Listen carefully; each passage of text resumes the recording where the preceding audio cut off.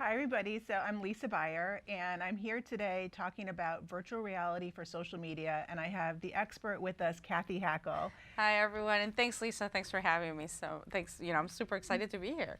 Thanks for being here with us. So if you're wondering what we have on our heads, these are the headsets that Cathy brought to demo.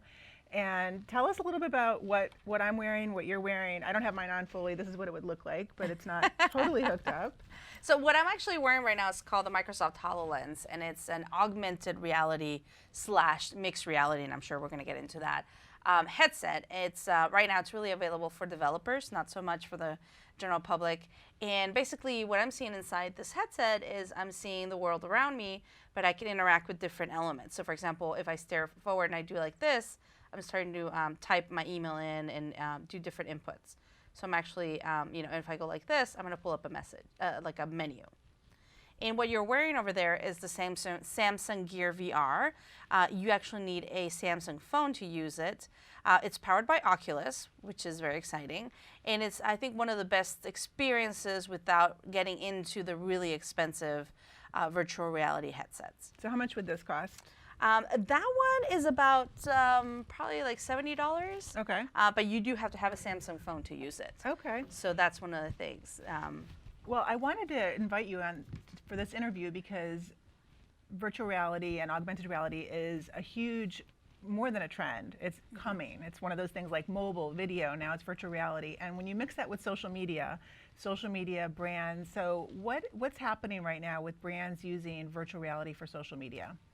Well, just a few days ago, I saw the news coming out of China.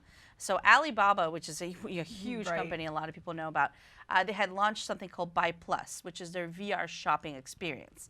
And they launched it a few days ago, really fully in China. About 8 million people have experienced it already, where they're actually wearing a headset, not kind of like similar to this idea where they're completely immersed and they're able to shop wherever they want. So this is in China, but they can transport themselves to Macy's in New York, or they can transport themselves to wherever they want. And through like a controller, they're able to choose what they want to buy. So it's shopping in virtual reality because at the end of the day, it's about the experience. When you're in retail, when you're trying to sell to folks, it's about the experience and how you feel when you go to the store, everything. So what Alibaba is trying to do is create an even more engaging experience so that folks can shop. So retail is really probably one of the industries that's going to be hit first. So what exactly does virtual reality mean versus augmented reality? So how do you distinguish the two? Okay. So virtual reality, for example, this is what I consider a virtual reality headset. Like I said, when you are putting this on, you are fully immersed. You're completely cut off from the real world. So when you're in here, you basically look up and down to the sides, and you're completely immersed in what you're seeing. So that virtual reality is that experience that cuts you off from the real world. It's usually a digital environment, whether it is computer generated or a 360-degree video, but it is fully immersive. Okay. So then you've got augmented reality, which a lot of people know about because of Pokemon Go. A lot of us played Pokemon Go on our phones and had a really good time. And that augmented reality is really when you have the real world with a digital overlay. So with a digital element added into it. And obviously this is kind of what these are augmented reality. This is an augmented reality headset. And then next year, we're going to see a lot more in the augmented reality side, which is really morphing into what's called mixed reality, which is even a step further, which means that in mixed reality, you can actually engage and do a lot more things with those digital elements. So you'll be able to kind of grab things. You'll be able to kind of expand things in mixed reality. There's a company out of South Florida called Magic Leap. Okay. And Magic Leap is the highest funded startup in the history of startups ever. And they will be coming out with what most people think is a mixed reality headset sometime next year. Exciting. So we had Samsung, we have the augmented reality, and Snapchat is coming out, came out with spectacles. So where does that fit into the mix? Well, I think spectacles are, when you look at spectacles, I've tried out spectacles, and when you're trying them out, when you're actually using them, you don't see the idea of circular video. You're just doing point of view. Okay. So that means that when you put the spectacles on, you press a button, and it's about 10 seconds of video recording whatever it is that you're seeing. But when you actually share that on different platforms, it is shared as circular video.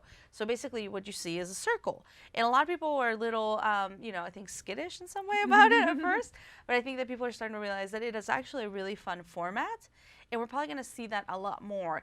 And I think the exciting part in the social side and the SEO side and the content marketing side is the part of augmented reality where you're actually going to be using these devices and people are going to be leaving markers.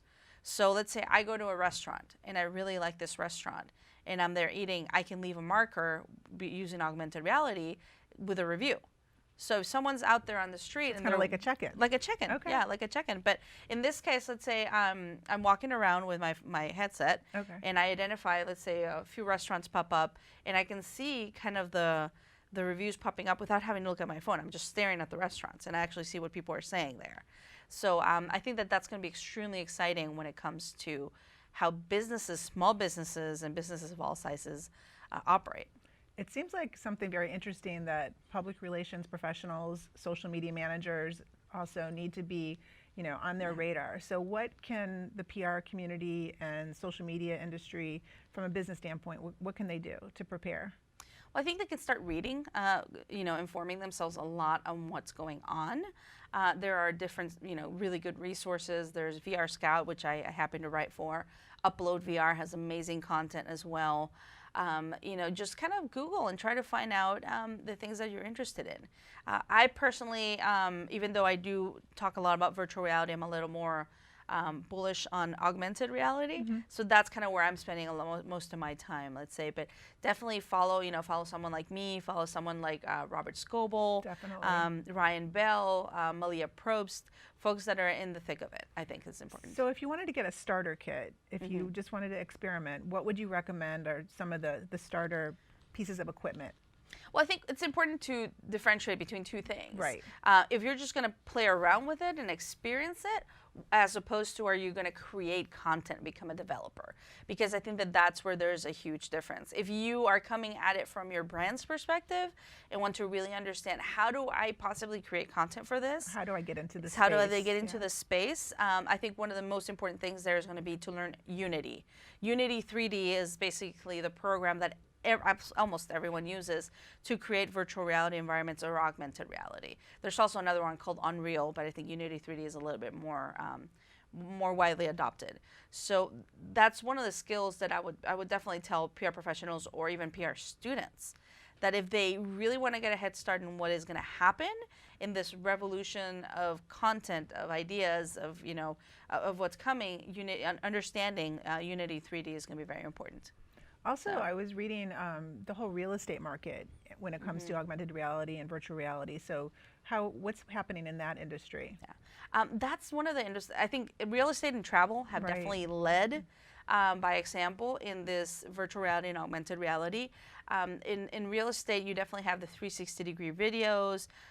You have a lot of, for example, with augmented reality, you have a lot of opportunities, for example, when you're looking to decorate a house, or when you're choosing, let's say, the model for your house, you're able to wear a headset and choose, what kind of color cabinets you would like, and there's just a lot of ways to go about it and use it. And like I said, travel and real estate are definitely crushing it.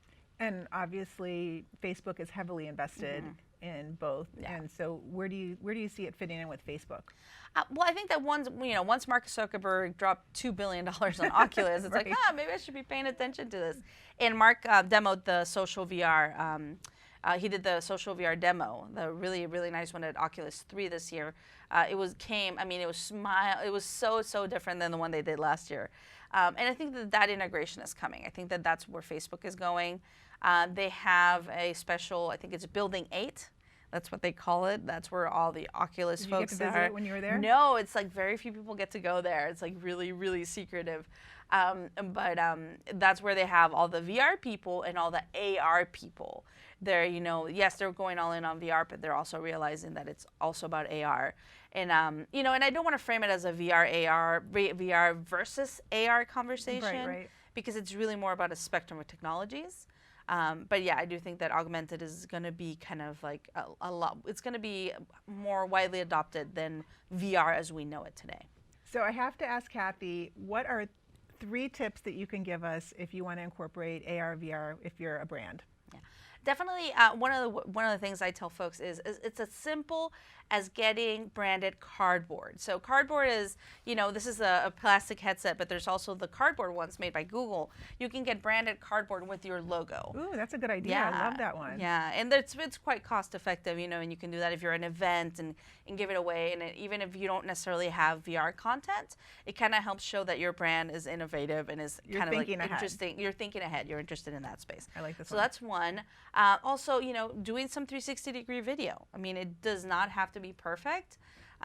Just get a Samsung 360 camera or, whatever 360-degree camera. There's even apps on your phone now that let you do 360-degree videos just with an app. Yeah. So do that of your office, or let's say you manufacture something, or you're some type of, Etsy marketplace person. Like, do a 360-degree video of whatever it is that you're doing in your business place. That's fun, in that, it shouldn't be too complicated. So another great idea is for folks to, for example, if they're going to do exhibit at an event, at a conference, is incorporate VR into your exhibit. Oh. I'm starting to see that a lot, where people are like having the experience there, so people can try virtual reality, and it can be any type of content, but once again, it shows that you're starting to think about virtual reality and you're bringing this to the forefront of folks. So. I love those, and they're all pretty easy to implement. So, Cathy, thank you so much. So where can we follow you? Because you are the expert in virtual reality right now, especially from social media and PR's perspective. At Cathy Hackl on Twitter. Where else?